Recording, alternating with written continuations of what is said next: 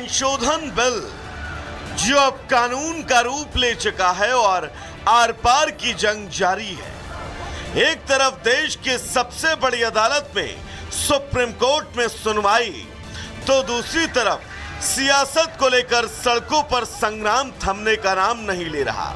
आज भी तैयारी इसी की है।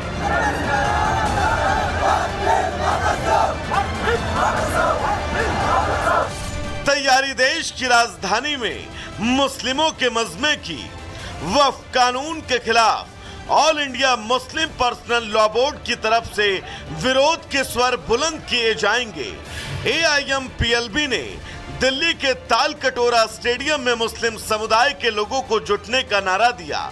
इसमें करीब 20,000 की संख्या में मुस्लिम समुदाय के लोगों के पहुंचने की संभावना है।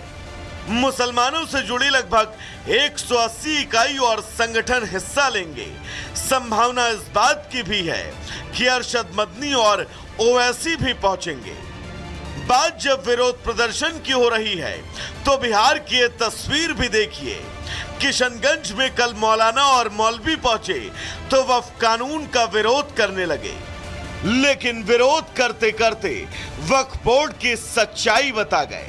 ऐसा करने वाले कोई और नहीं बल्कि ओवैसी भाईजान की पार्टी के ही नेता थे। ये सच बात है कि वक्फ की जायदादों का इस्तेमाल हमारे बहुत सारे मुतवल्लियों ने बेईमानी से किया है।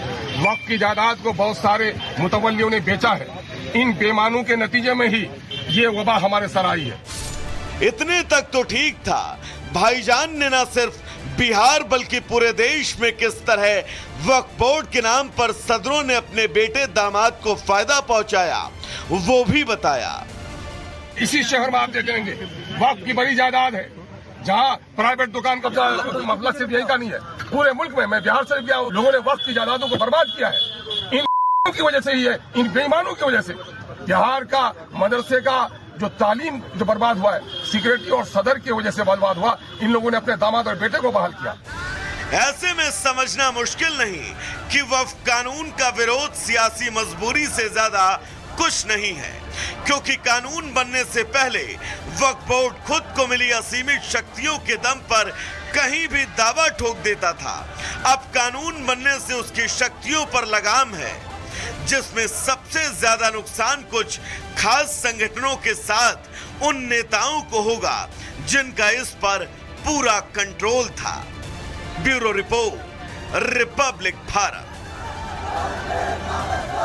और इसी खबर पर हमारे सहयोगी सुमित झा हमारे साथ जुड़ गए हैं। सुमित, राजधानी दिल्ली के तालकटोरा स्टेडियम में बताया जा रहा है कि 180 मुस्लिम संगठन आज जुटेंगे और वक्फ कानून के खिलाफ अपना विरोध व्यक्त करेंगे। क्या ये शक्ति प्रदर्शन है या सियासी संग्राम है? क्या कुछ इंतजाम वहां पर दिख रहे हैं?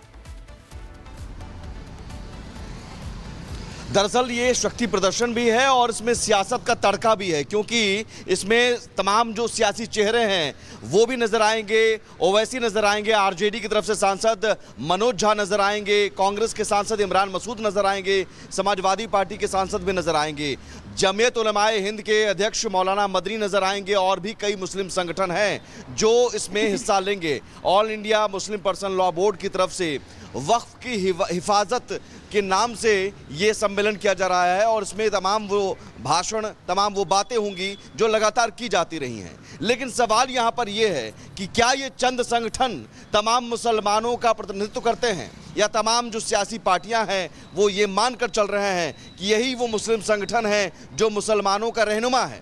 क्योंकि आपको बता दें, कुछ मुस्लिम संगठन ने शुरुआत से ही इस वक्फ कानून का समर्थन किया है। उसमें कौन कौन संगठन हैं वो भी आपने कई बार देखा जी।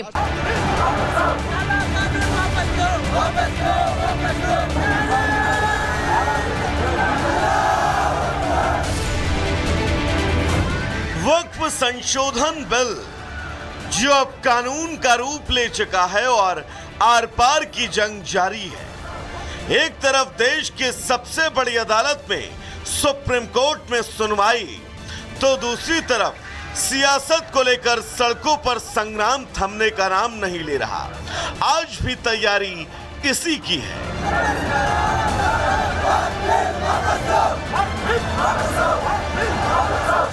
तैयारी देश की राजधानी में मुस्लिमों के मजमे की वक्फ कानून के खिलाफ all India Muslim personal law board की तरफ से विरोध के स्वर बुलंद किए जाएंगे।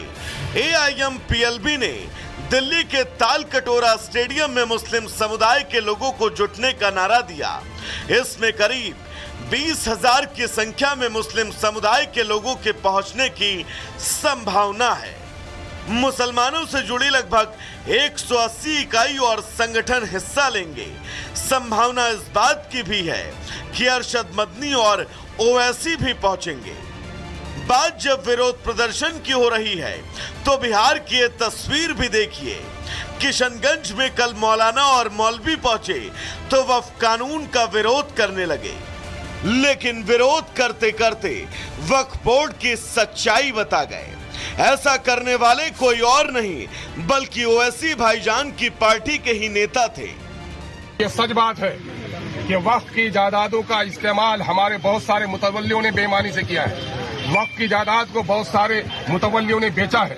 इन बेईमानों के नतीजे में ही ये वबा हमारे सर आई है। इतने तक तो ठीक था, भाईजान ने न सिर्फ बिहार बल्कि पूरे देश में किस तरह वक्फ बोर्ड के नाम पर सदरों ने अपने बेटे दामाद को फायदा पहुंचाया वो भी बताया।